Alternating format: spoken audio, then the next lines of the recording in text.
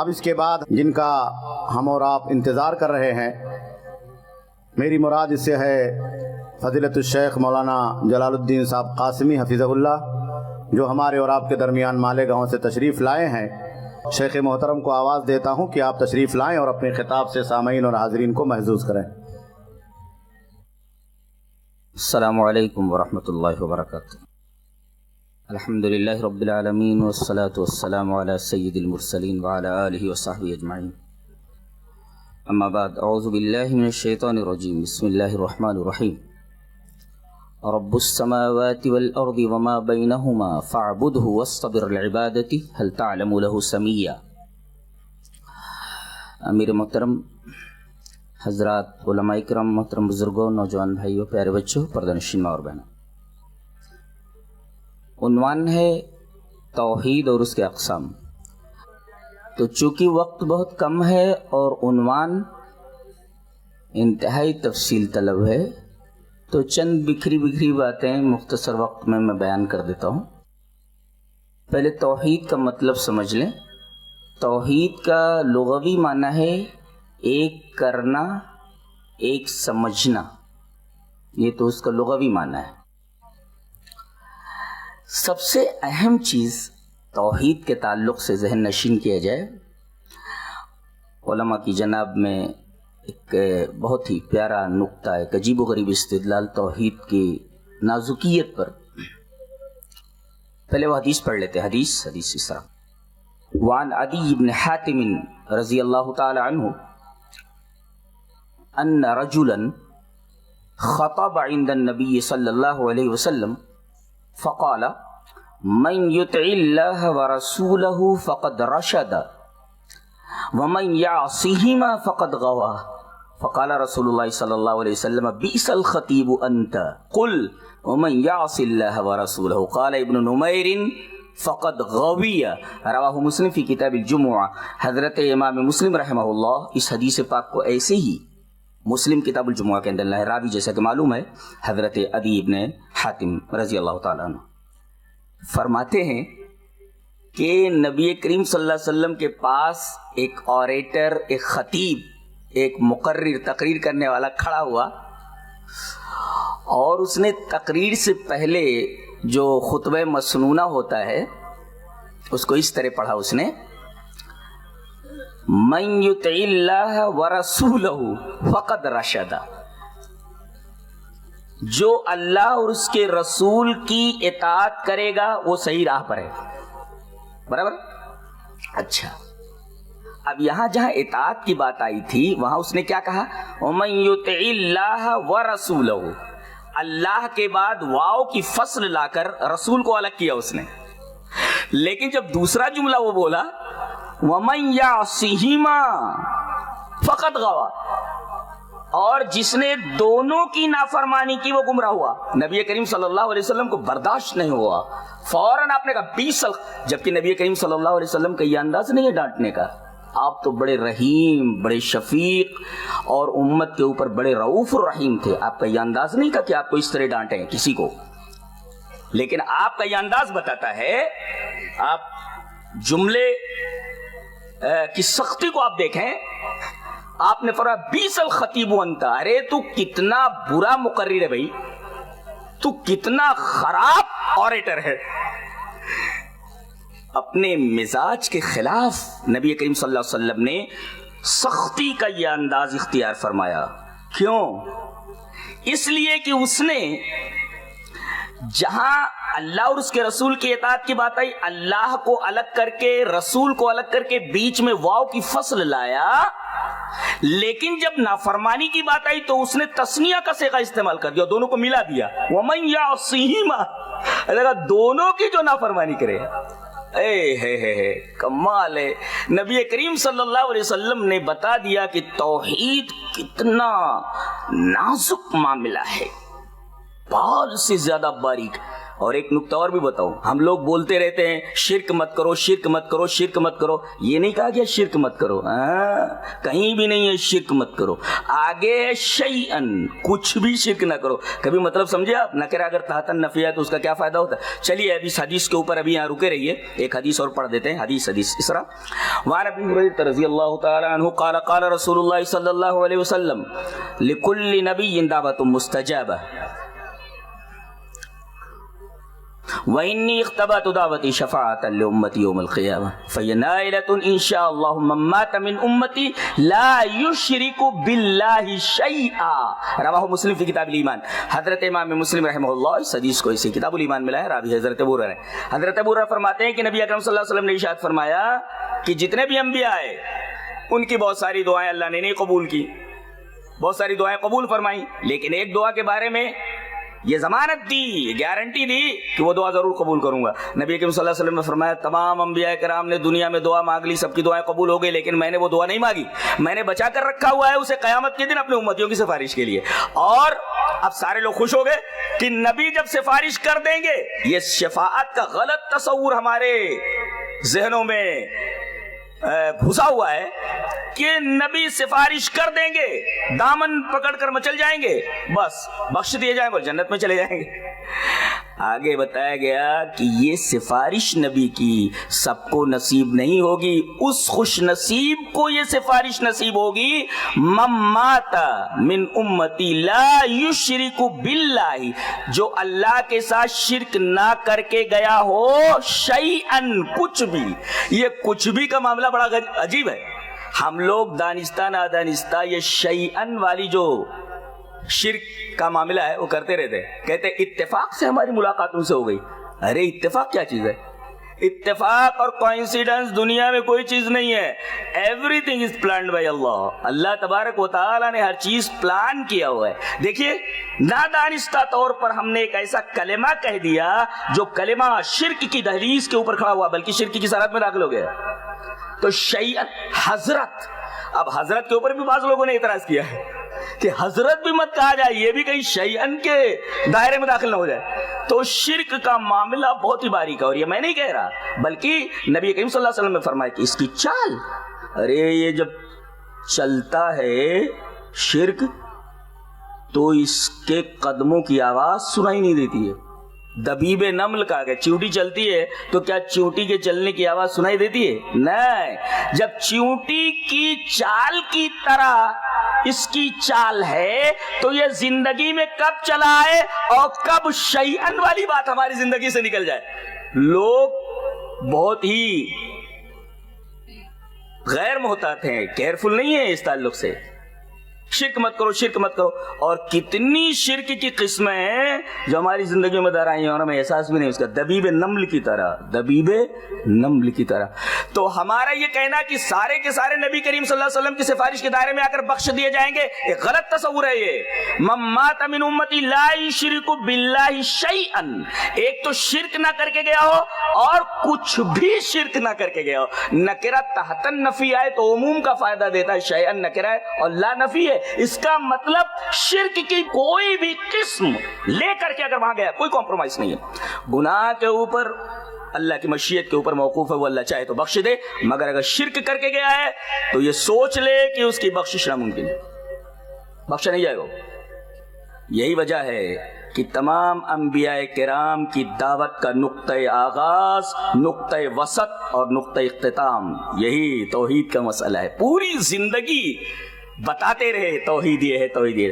اگر کہیں ایسا کچھ نظر آیا جو توحید نہیں ہے, شرک کی قبیل سے, فوراً اس پر نکیر کی گئی اور بتایا گیا کہ اس سے باز آ جاؤ, یہ خطرناک چیز ہے, خطرناک چیز ہے یہ. تو وہ جو خطیب تھا اس نے رسول اور اللہ کو واو کے ذریعے ذکر کرنے کے بجائے ڈائریکٹ ہما کا صیغہ استعمال کیا جو دونوں کی نافرمانی کرے. ایک نقطہ اور بتاتا ہوں, غالباً امام ابن تیمیہ رحمہ اللہ کے ایک جملے سے مستفاد ہے کہ ذہنوں میں بٹھاؤ اس نقطے کو, کہ غیرت جو ہوتی ہے نا وہ محبت کی تابع ہوتی ہے. جملہ ریپیٹ کرتا ہوں, غیرت جو ہوتی ہے وہ محبت کے تابع ہوتی ہے. اللہ سے جتنی محبت کرنے والا آدمی رہے گا وہ توحید کے تعلق سے اتنا ہی غیرت مند ہوگا. اللہ سب سے زیادہ غیور ہے, اس کے بعد اس کا نبی ہے, اور شرک سب سے زیادہ بے غیرت ہے اور توحید سب سے زیادہ غیرت ہے. نبی کریم صلی اللہ علیہ وسلم نے نکیر فرمائی اور ڈانٹا, کہا کہ تو کتنا برا خطیب ہے, پیس الخطیب انت, تو نے مجھے اللہ کے ساتھ ملا دیا. ہم لوگ کہتے اللہ اور اس کے رسول چاہے, اچھا وہ حدیث بھی ملا لیتے, ابھی اس حدیث پر رکے رہے, ایک تیسری حدیث پڑھ دیتے, حدیث اس طرح. وعن عبداللہ بن عباس رضی اللہ تعالی عنہما قال جاء رجل الى النبي صلی اللہ علیہ وسلم فقال ما شاء اللہ وشیتا قال جعلتنی عدلا قل ما شاء اللہ. رواہ الطبرانی فی المعجم الکبیر. حضرت امام طبرانی رحمہ اللہ اس حدیث کو ایسے ہی معجم کبیر کے اندر لائے ہیں. راوی حضرت عبداللہ ابن عباس ہے. حضرت عبداللہ ابن عباس فرماتے ہیں کہ ایک آدمی نبی کریم صلی اللہ علیہ وسلم کے پاس آیا اور یہ کہنے لگا ما شاء اللہ وشیتا, جو آپ چاہیں اور اللہ چاہے. نحو پڑھنے والے پڑھانے والے علماء بیٹھے ہوئے, معطوف اور معطوف علیہ کے درمیان ایک حکم ہوتا ہے جو دونوں, جیسے کہا جائے زید اور بکر دونوں آئے, ظاہر ہے کہ زید کے اوپر بھی آنے کا حکم ہے اور بکر کے اوپر بھی آنے کا, مجیت میں دونوں شریک ہیں, مجیت کا حکم دونوں کے اوپر ہے. تو اب یہ اگر کہا جائے کہ جو اللہ چاہے اور جو آپ چاہے تو مشیت کے اندر دونوں شریک ہو گئے. گویا کہ اس آدمی نے مشیت میں اللہ کی رسول کو شریک کر لیا. نبی کریم صلی اللہ علیہ وسلم نے ڈانٹا, کہا کہ جعلتنی عدلا, تو نے مجھے اللہ کے برابر کر دیا, ایک جگہ ندن ہے, تو نے مجھے اللہ کا شریک بنا دیا. حالانکہ اس نے یہی تو کہا تھا جو اللہ چاہے اور آپ چاہیں. دیکھیے ایک حکم مشیت کا جو اللہ کے اوپر لگ رہا تھا وہی حکم واو کے ذریعے نبی کے اوپر لگا دیا گیا. نبی نے فوراً نکیر فرمائی غلط ہے, یہ جملہ اس طرح سے غلط ہے. ہم جانے انجانے میں کتنے جملے بولتے رہتے ہیں جو شرک کی سرحد میں داخل ہیں. ماشاء اللہ شیط, اور آپ نے تنقید کرنے کے بجائے نکیر کرنے کے بعد فرمایا قل ما شاء اللہ. ایک روایت میں ما شاء اللہ وحدہ, صرف ما شاء اللہ بول, جو اللہ چاہے. میری کیا بساط ہے کہ میں اللہ کی مشیت میں دخل انداز. اللہ دیکھ رہے ہیں آپ باریکی توحید کی, اس کو کہتے ہیں توحید کی باریکی, باریکی کہتے ہیں اس کو.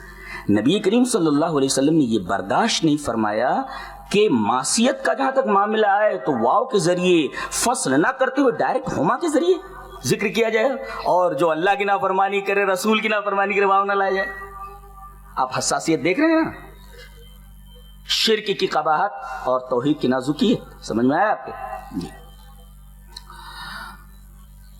ایک بات آپ سے پوچھتا ہوں, کوئی چیز اگر اپنا مقصد کھو دے تو اس کے ساتھ کیا سلوک کیا جاتا ہے؟ مثلا یہ پیڑ ہے, اس کا کام کیا ہے, اس کا مقصد کیا ہے؟ اس پیڑ کا مقصد یہ ہے کہ پھل دے. اگر یہ اپنا مقصد کھو دے یعنی پھل دینا چھوڑ دے تو اسے کاٹ کر کے چولہے میں لگا دیتے ہیں, جلا دیتے ہیں. آپ کو معلوم ہے کہ ہماری تخلیق کا مقصد کیا ہے؟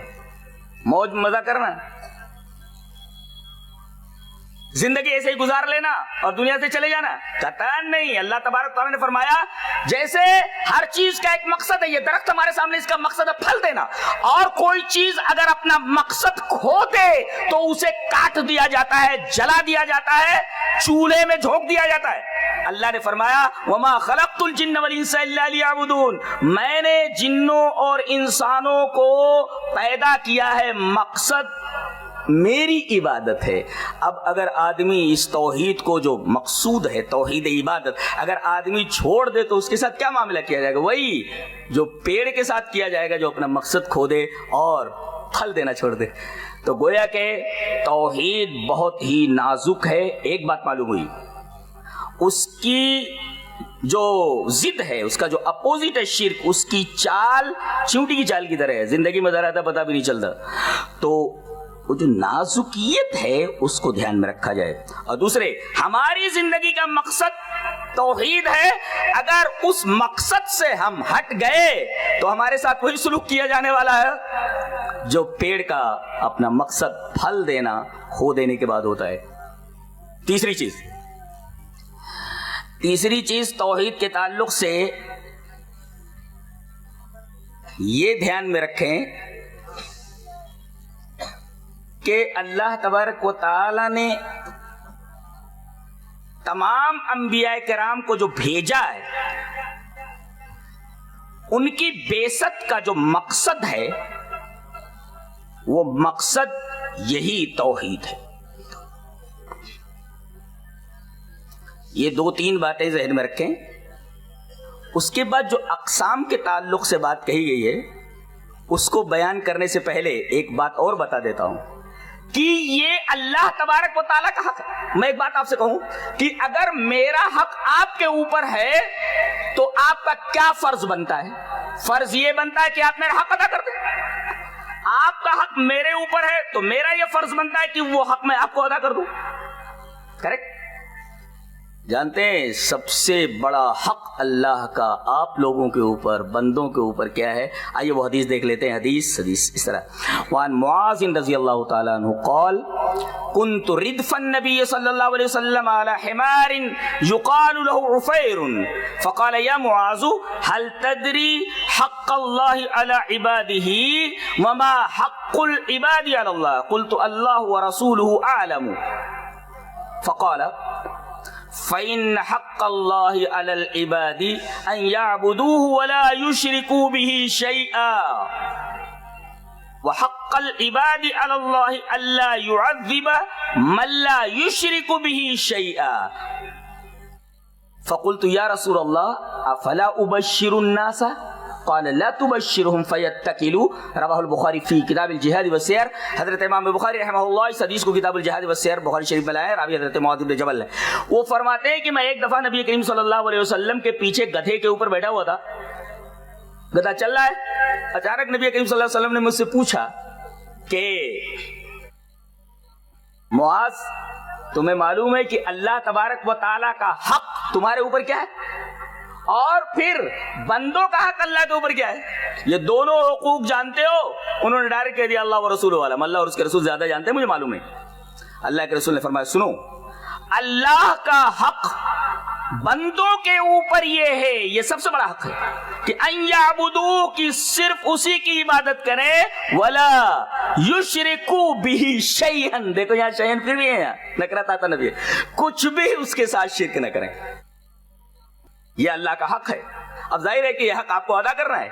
اگر آپ نے حق نہیں ادا کیا تو گویا کہ آپ نے اللہ کا حق مار لیا، اور کتنا بڑا گناہ ہے.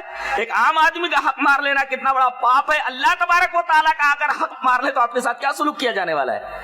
اور اگر آپ نے یہ حق ادا کر دیا تو آپ کے ساتھ اللہ اپنا حق کیسے ادا کرنے والا بتا دیا گیا. فَإِنَّ حَقَّ العباد اللہ، بندوں کا حق اللہ کے اوپر یہ ہے اللہ يعذب من لا يشرك به شيئا. اللہ تبارک و تعالی اس شخص کو عذاب نہ دے، جہنم میں نہ ڈالے جو اس کے ساتھ شرک کر کے نہ گیا ہو. کتنی بڑی خوشخبری ہے کہ جو شرک کر کے نہیں گیا ہے اللہ تبارک و تعالی اسے جنت میں ڈالنے والا ہے. اور جو شرک کر کے گیا ہے بالکل اس کا اپوزٹ معاملہ ہے. انه من يشرك بالله فقد حرم الله عليه الجنه ومأواه النار وما للظالمين من انصار. جہنم میں جانے والا، اور اس کے اوپر جنت جب حرام ہو گئی تو جانے والا کہاں؟ جہنم میں جانے والا ہے. جنت حرام ہو گئی تو کہاں جانے والا ہے؟ جہنم میں جانے والا ہے. اللہ تو یہ اللہ تبارک و تعالی کا حق ہے توحید، یہ آپ کو ادا کرنا ہے. ایک چیز اور ہے، ہم لوگ یہ کہتے ہیں کہ کہاں ہم لوگ شرک کرتے ہیں. پوری زندگی تو شرک سے بھری ہوئی ہے، پوری زندگی شرک سے بھری ہوئی ہے. مشرکین بھی کہتے تھے کہ اس کا کوئی شریک نہیں ہے. اچھا یہ بھی کہتے تھے کیا؟ یہ تو کہتے تھے کہ رازق وہی، خالق وہی، مدبر وہی، متصرف وہی، محیی وہی، ممیت وہی، سارے اوصاف سے متصف وہی. کیا یہ بھی کہتے تھے کہ اس کا کوئی شریک نہیں؟ ہاں کہتے تھے وہ. عجیب بات ہے، اللہ کو مدبر اور متصرف خالق، اپنا خالق ماننے کے باوجود بھی ایک بات اور بولتے تھے وہ کہ اس کا کوئی شریک نہیں. چلو وہ حدیث پڑھ لیتے ہیں. حدیث اس طرح وان ابی ہریرہ رضی اللہ تعالی عنہ قال کان المشرکون یقولون لبیک لا شریک لک قال فیقول رسول اللہ صلی اللہ علیہ وسلم ویلکم قد قد ویلکم قد قد فیقولون الا شریکا هو لک تملکه وما ملک یقولون هذا وهم یطوفون بالبیت. رواہ مسلم فی کتاب الحج. حضرت امام مسلم رحمہ اللہ اس پوری حدیث کو ایسے کتاب الحج کے اندر لائے کہ مشرکین کہتے کان المشرکون یقولون، مشرکین یہ کہتے تھے اے اللہ ہم تیرے دربار میں حاضر ہیں، ہم تیرے سامنے حاضر ہیں، لبیک لا شریک لک، ہم اعتراف کرتے ہیں کہ تیرا کوئی شریک نہیں. اللہ دیکھ رہے ہیں آپ، یہاں بھی نکرت آتا نفی ہے، وہ بھی لا نفی جنس ہے، باقاعدہ شریک کے اوپر داخل ہے، لا رجل فی الدار کی طرح لا شریک لک، تیرا کوئی بھی شریک نہیں. جیسے کہا جائے نا لا رجل فی الدار، جنس رجل کا کوئی بھی آدمی گھر میں نہیں ہے، لا رجل فی الدار. اسی طریقے سے شرک کی کوئی بھی جنس کا جو معاملہ ہے، تیرا کوئی بھی شریک نہیں ہے. یہ دیکھو بول رہے ہو تیرا کوئی شریک نہیں، سب کچھ ماننے کے بعد بولتے تھے تیرا کوئی شریک نہیں. اب بتائیے اگر مشرکین یہ اعتراف کرتے ہوں کہ اے اللہ تیرا کوئی شریک نہیں، پھر انہیں مشرک کیوں کہا گیا؟ پھر انہیں خوشخبری دی گئی جہنم کی کہ تمہیں جہنم میں ڈال دیا جانے والا. ارے بھئی ایک آدمی اللہ کو سب سے بڑا مانتا ہے اور یہ اقرار کرتا ہے کہ تیرا کوئی شریک نہیں، تو مشرک کیسے ہوا؟ جب وہ بول دیتا ہے کہ بھئی تیرا کوئی شریک نہیں تو مشرک کیسے ہوا؟ تو وہاں ایک لفظ ہے، غور کیا جائے، کان المشرکون یقولون، بات تھی ان کی، خالی بات تھی. عقیدہ کیا تھا؟ عقیدہ آگے بتایا گیا. نبی کریم صلی اللہ علیہ وسلم فرماتے ہیں کہ جہاں تک یہ بات تم نے کہی ہے نا لا شریک لک، اے اللہ تیرا کوئی شریک نہیں، قد قد stop stop, you stop stop, رک جاؤ رک جاؤ، ارے تمہاری خرابی ہو رک جاؤ، آگے کچھ مت بولو. تم نے اللہ کو بڑا مان لیا اور یہ بھی اقرار کر لیا کہ اس کا کوئی شریک نہیں، یہ تم نے کہہ دیا، ارے رک جاؤ قد قد. لیکن وہ رکتے نہیں تھے، یہ اقرار کرنے کے بعد کہ تیرا کوئی شریک نہیں، یہ بولتے تھے ایک شریک ہے تیرا کہ وہ تیرا مالک نہیں مگر تو اس کا مالک ہے. یہی ہے جو آج شرک ہے. کیا کہ توحید اسماء و صفات کا مطلب اب وہ بتا دوں یہیں پر کہ توحید کی 3 قسمیں جو ہے نا، توحید ربوبیت، توحید الوہیت، توحید اسماء و صفات، ان تینوں کے درمیان ربط جانتے ہیں کیا ہے؟ یہ توحید ربوبیت یہ دلیل ہے اس کی توحید الوہیت کی، اور توحید الوہیت کی دلیل اسماء و صفات ہے، توحید اسماء و صفات ہے. یہ اس طریقے سے تینوں کا آپس میں تعلق ہے. ایک دلیل دے دیتا ہوں میں. شروع میں کہا گیا، ایک دعویٰ کیا گیا، اللہ خیر عما یشرکون، اللہ فرما رہا ہے اللہ بہتر یا مشرکین کہ یہ معبود. ارے کٹے سے کٹا مشرک بھی یہ نہیں بول سکتا کہ بھئی اللہ سے بہتر یہ لوگ ہیں. پھر اللہ تبارک و تعالی نے دلائل پیش کیے. امن خلق السماوات والارض وانزل لكم من السماء ماء فانبتنا به حدائق ذات بهجة ما كان لكم ان تنبتوا شجرها اإله مع الله بل هم قوم يعدلون. یہ زمین اور آسمان کس نے بنائے؟ دیکھو تخلیق یہ تخلیق ربوبیت ہے، ربوبیت کے دائرے میں. اور آسمان سے پانی کس نے برسایا؟ یہ بھی ربوبیت ہے. اور باغات کس نے اگائے؟ یہ بھی ربوبیت ہے. ما کان لکم ان تنبتوا شجرا، تمہاری اوقات نہیں کہ تم ایک درخت پیدا کر سکو. کوئی سائنٹسٹ یہ دعویٰ نہیں کر سکتا، کوئی بابا یہ دعویٰ نہیں کر سکتا، اور کوئی بھی یہ دعویٰ نہیں کر سکتا کہ وہ ایک درخت پیدا کر سکتا ہے. ارے غیر جاندار سے جاندار پیدا کرنے کی تمام کوششیں سائنٹسٹ کی ناکام ہو چکی ہیں. آج تک کوئی بھی غیر جاندار سے جاندار نہیں بنا سکا ہے. وہ ڈولی بنایا تھا اس نے، سوئس کوئی سائنٹسٹ تھا، اور کیا کیا اس نے بھائی، خلیہ لے لیا اس نے، اس کے بعد اس نے بنایا. ارے بھائی بے جان چیز سے بناؤ نا، بے جان چیز سے بنا کر کے بتاؤ. تو ماں کا تمہاری اوقات نہیں، ماں کان لکم کا کیا ترجمہ کیا جائے؟ تمہاری اوقات نہیں کہ تم ایک اس کا درخت اگا سکو. اس کے بعد دیکھو الہ مع اللہ، کیا اللہ کے ساتھ، دیکھو الوہیت، یعنی دلیل بنایا گیا ربوبیت کو الوہیت کی. اور پھر امن جعل الارض قرارا وجعل خلالها انہارا وجعل لها رواسي وجعل بین البحرین حاجزا. ارے زمین کو قرارگاہ کس نے بنایا؟ اللہ. اس کی کشش ثقل اتنی نہیں ہے کہ آدمی جو ہے زمین میں دھستا چلا جائے، اور اتنی کم بھی نہیں ہے کہ زمین پر جب چلے تو لڑکنے کھاتا پھرے، ایسا بھی نہیں ہے. زمین کو قرارگاہ بنایا اور دریا بنائے، دونوں ساتھ ساتھ چلتے ہیں لیکن دونوں کا جو سرفیس ٹینشن ہے وہ الگ الگ ہوتا ہے. اللہ، وقت نہیں ہے بیان کیا جاتا. اور اس کے بعد پھر پوچھا گیا الہ الا اللہ، اللہ کے ساتھ کوئی اور؟ دیکھیے توحید ربوبیت کو دلیل بنایا گیا. توحید الوہیت جو دعویٰ ہے یہ میں ہی الہ ہوں، میری ہی عبادت ہوں، اور آخر میں یہ بیان کر دیا گیا جب میں ساری چیزیں یہ سب تم اقرار کرتے. اچھا سکوت اس بات کی دلیل ہے کہ ان کے پاس کوئی جواب نہیں. یہ سکوت اس بات کی دلیل ہے کہ مخالف کے پاس اس کا کوئی جواب نہیں ہے کہ یہ سارے کام اللہ ہی کرتا ہے. تو سوال یہ کیا گیا کہ سارے کام کرے اللہ اور عبادت کا مستحق کوئی دوسرا قرار پائے؟ یہ تو بے عقلی ہے. کتنی بیہودہ اور فضول بات ہے کہ یہ سارے کام کرے اللہ اور عبادت کا مستحق کوئی اور. اللہ، عبادت کا مستحق اور ہے، وہ کیسے ہو سکتا ہے؟ یہ بتائے گا. اچھا ایک بات اور بتا کر کے بات کو ختم کر دیتا ہوں. توحید جو ہے نا، اگر آدمی کی زندگی میں نہیں ہے، اس جیسا تھالی کا بیگن اور کوئی نہیں. قرآن میں ہے کہ آدمی تھالی کا بیگن ہوتا ہے. کیسے؟ اللہ نے فرمایا فَإِذَا رَكِبُوا فِي الْفُلْكِ دَعَوُا اللَّهَ مُخْلِصِينَ لَهُ الدِّينَ. جب تم کشتی میں سوار ہوتے ہو تو صرف اللہ کو، جب کوئی مصیبت آ گئی، کشتی ڈاماڈول ہونے لگی، تلاطم میں آ گئی، اب ڈوبی کی تب ڈوبی، تو تم اللہ ہی کو پکارتے ہو. فَلَمَّا نَجَّاهُمْ إِلَى الْبَرِّ، جب تم کو ہم نجات دے کر کے خشکی پر پہنچا دیتے تو اِذَا هُمْ يُشْرِكُونَ، تو شرک کرنے لگتے ہو. اب دیکھو، جب تک آدمی مصیبت میں تھا اللہ کو یاد کیا، اور جیسے ہی وہ سکھ میں پہنچا شرک کرنے لگا، تو یہ تو تھالی کا بیگن ہوا کہ نہیں ہوا؟ کبھی ادھر کبھی ادھر. یعنی دکھ میں تو اللہ کو یاد کرتا ہے. اچھا پھر دلیل دی گئی کہ یہ مصیبت کے وقت آدمی صرف اللہ کو کیوں پکارتا ہے، دوسروں کو کیوں نہیں پکارتا؟ خوشی میں تو سب کو پکارتا ہے، دکھ میں سب کو کیوں نہیں پکارتا؟ اس کا جواب دیا گیا کہ وَإِذَا مَسَّكُمُ الضُّرُّ فِي الْبَحْرِ ضَلَّ مَن تَدْعُونَ إِلَّا إِيَّاهُ. ارے جب سمندر میں کوئی مصیبت آ جاتی ہے تو صرف تم اللہ کو پکارتے ہو. اچھا جو تمہارے دوسرے معبودان باطل ہیں وہ کہتے ہیں وہ گم ہو جاتے. ضلع کا مطلب ہوتا ہے گم ہو جاتے، پتہ بھی نہیں لگتا کدھر گئے. پتہ یہ چلا کہ سارے معبودان باطلہ کا گم ہو جانا اور مصیبت کے وقت دریا میں صرف اللہ تبارک و تعالیٰ کو یاد کرنا، یہ دلیل ہے اس بات کی کہ توحید انسان کی فطرت ہے اور شرک غیر فطری چیز ہے. تو جو لوگ شرک کو اپنائے ہوئے ہیں در حقیقت وہ غیر فطری عمل کے مرتکب ہو رہے ہیں. اللہ.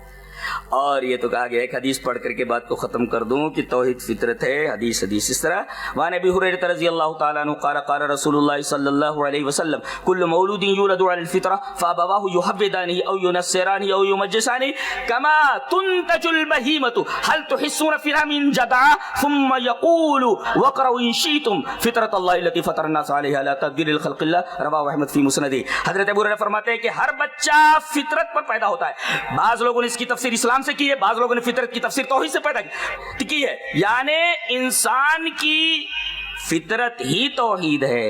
غلط ماحول میں جا کر کے آدمی شرک کا ارتکاب کرتا ہے، مشرک بنتا ہے، ورنہ انسان کی فطرت توحید ہے. توحید ربوبیت کا مطلب یہ ہوا کہ سب کچھ اللہ ہی کرتا ہے، تمام افعال اللہ کے.